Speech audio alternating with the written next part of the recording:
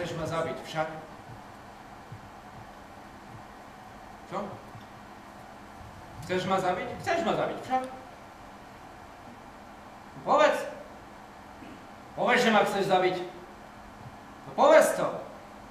No povedz to! Áno, chcem ťa zabiť!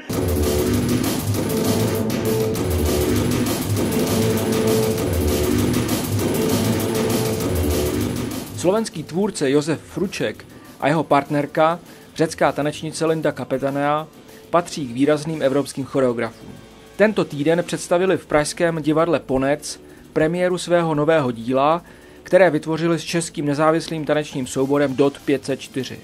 Strhující choreografie jménem 100 Wounded Tears, 100 zraněných slzí, je provedená s naprosto výjimečným nasazením tanečníků, které se v našich končinách vidí jen zřídka. Pre nás je ohromne inšpirujúce divadlo krutosti od Antonína Artauda.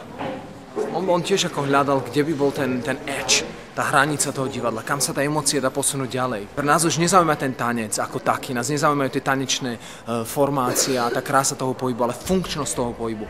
Tanec, ktorý sa mení na gesto.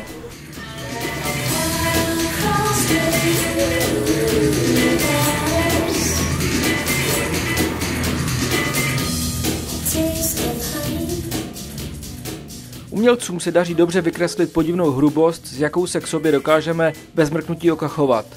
Představení působí jako šokující pohled do zrcadla.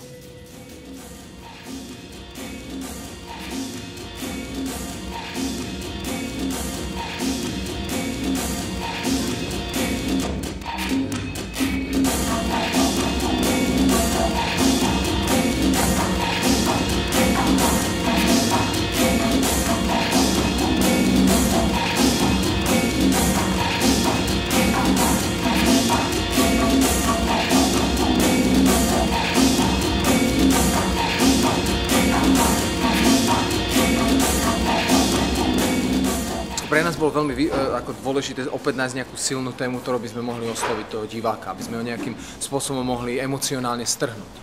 A to jedno z tých tém vlastne bolo, ako človek funguje v spoločnosti, aký vlastne máme taký ten všeobecný sebadeštrukčný charakter, ako ľudské bytosti. A vlastne aj v predstavení sa objavujú dinosaury. Pre mňa je to ohromná inšpirácia, že v podstate my nie sme vrcholom evolúcie, ale my sme iba časťou tej evolúcie. My sa vždycky cítime, áno, to je ten koniec, to je ten najvyšší bod, ale ja mám taký pocit, že skôr ľudská bytosť je taký dinosaur, že my sme prišli s tými našimi krásnymi myšlienkami a filozofiou a pomalinky aj odídeme a tá príroda pôjde ďalej a tak ďalej a tak ďalej.